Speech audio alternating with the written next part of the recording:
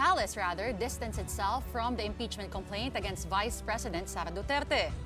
In an ambush interview, Executive Secretary Lucas Bersamin insists Malacanang could not possibly back this move as President Bongbong Marcos has already made himself clear that he will not support any move to impeach or for the impeachment of the Vice President. The statement of the President is unambiguous na wala kaming kinalaman dyan, and we are not going to encourage that. Any suggestion na political yan or instigated by our side, no. For his part, Senate President Chis Escudero urged his fellow senators to refrain from commenting about the VP's impeachment. Senators served as impeachment court judges in the event that the lower house approves the complaint. Escudero says it is crucial that senators remain impartial and objective. Senator J.V. Ejercito has spoken up about the possible proceedings. He says impeachment proceedings will send signals of political instability in the country. Sa akin, personally, it's very divisive. Alam naman natin ang impeachment is more political than legal. We still have a long way to go, 3.5 years pa. Parang ang hirap umusan kung ang number 1 and number 2 top positions, top officials, nag-aaway. Well, one thing's for sure, there are so many issues abound with one common denominator, and that is Vice President Sara Duterte. Joining us tonight is a face that has become familiar from the series of House hearings. We'd like to welcome to the big story tonight, Batangas 2nd District Representative Gerville Luistro. Welcome to the show, Congresswoman. Good evening, and thank you for having me in your program. Okay, so you know, we've seen you at the hearings. You're a member of the Quadcom. You're also a member of the Committee on Good Government, and you are also a member of the Committee on Justice, which will be, debating and deliberating on the impeachment complaints. By tomorrow, we will have two. Have you guys met and talked as early as now how this will all go, how the flow will be? Actually, we have not met yet, but I received a notice from the Committee on Justice that will be having a hearing tomorrow, but I have yet to inquire what will be the agenda, whether it will be about the impeachment complaint, which was filed the other day, or should it pertain to the bills which both committees, the Blue Ribbon and the Quad, have filed already in relation to the ongoing investigations. Congresswoman, as we know, the name Mary Grace Piattos, actually there are other strange personalities as well that has come up as beneficiaries for the confidential funds. But before we get into that further, the PSA has already announced their findings that they did not find any Mary Grace Piattos. If at all, how surprised are you with those findings? During the time that I was interpellating Gina Acosta, I have this feeling already that the certification of the Philippine Statistics Authority will render negative result, because you will remember that during the previous press cons of Young Guns, to be particular, they made the pledge of 1 million pesos if this Mary Grace Piattos will come out to the open, no? But after a few days, at inabot pa nga ng PSA certification, there was no Mary Grace Piattos who showed up. So I have that feeling already na wala talagang Mary Grace Piattos, and this certification only proves na talagang fictitious ang personality ni Mary Grace Piattos, and it gives more question to the utilization fund.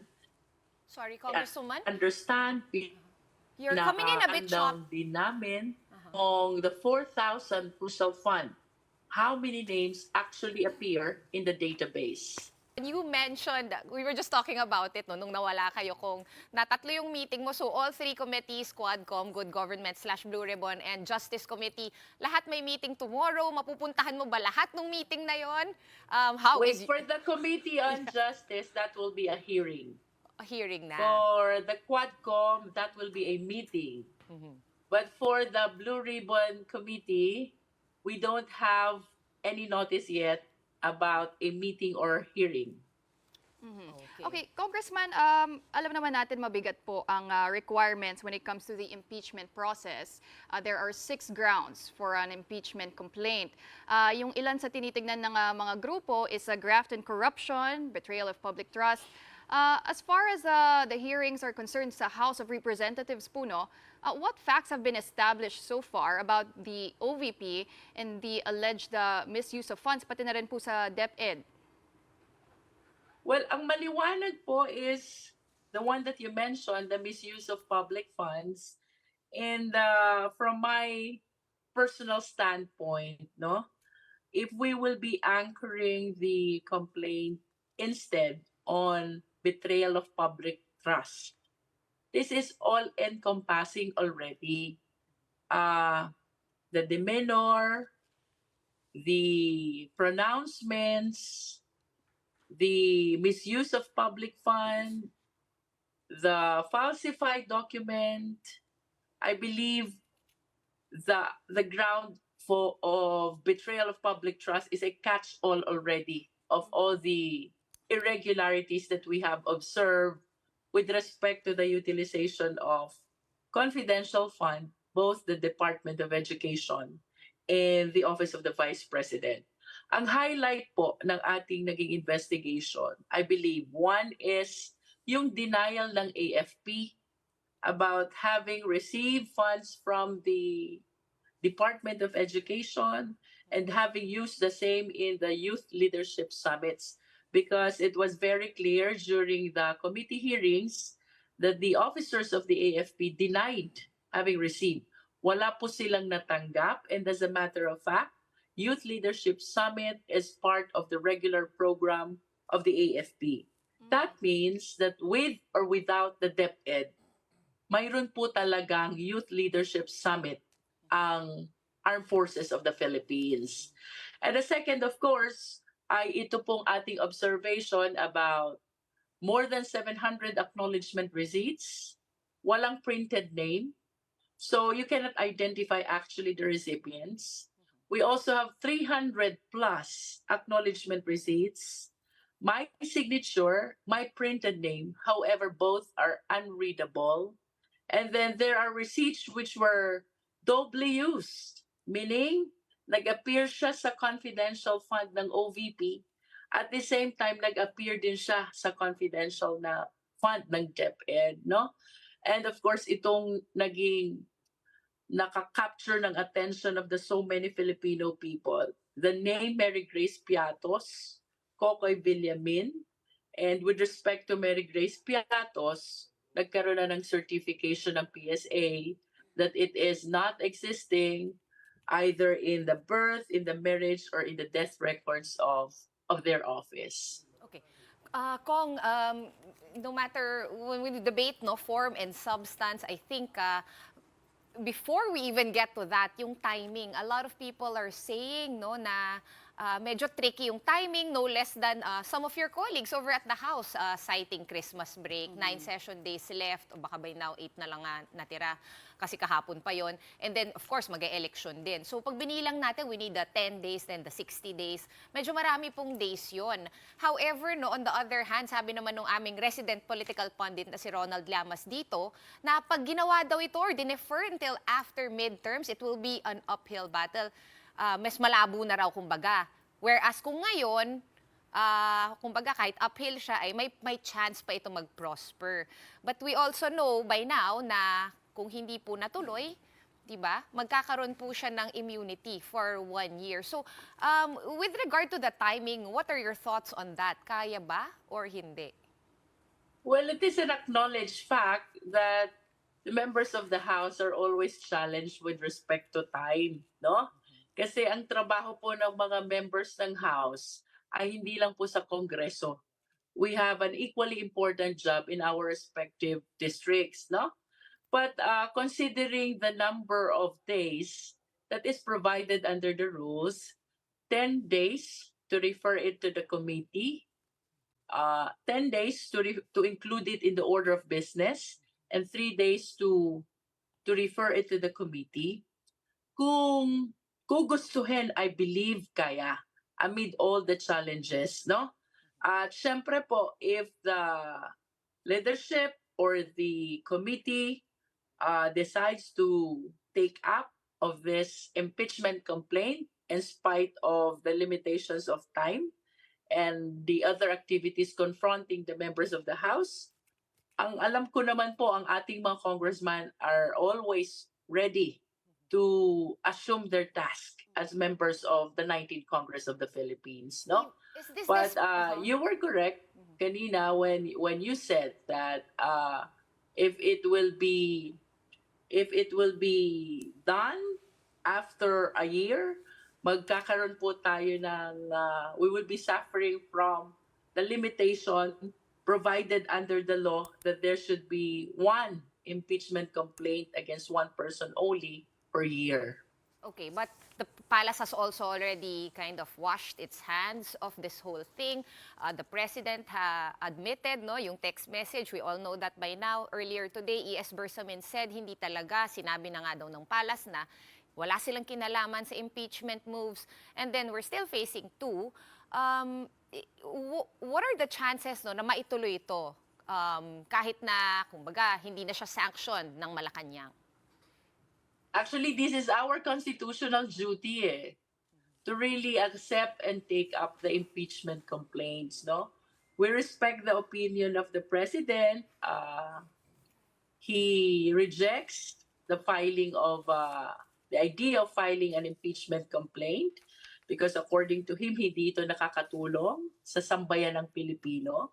We respect that. Kaya lang we cannot stop or bar anyone from filing impeachment complaints. Kamukha po nitong sa Akbayan, as represented by former Senator Laila de Lima, and you were saying also na magkakaroon din ang Makabayan, although I haven't heard of that, no?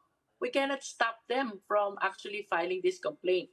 And for us, Congress, it is our constitutional duty to take it up, no? Ang hindi ko lang po maklaro ngayon ay given the number of session days, ay what will be the position of the leadership and the Committee on Justice because we haven't met yet kung paano ba namin i-manage itong filing ng impeachment complaint considering the seeming limited time that is remaining already, ma'am.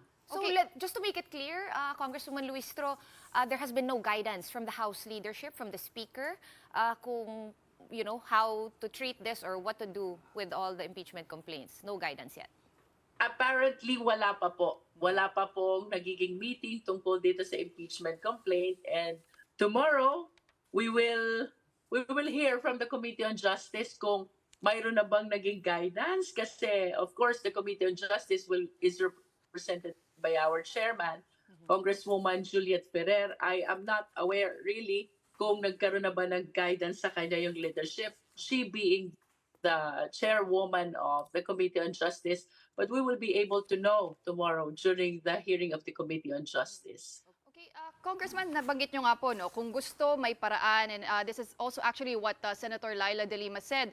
And as their spokesperson, actually, she did float an option, a faster one, na pwede daw po mag-pass ng sariling resolution ang House for impeachment, which will also be approved by 1/3 of the House. Kung wala na daw pong hearing dyan, wala nang, hindi na kailangan busisiin yung complaint.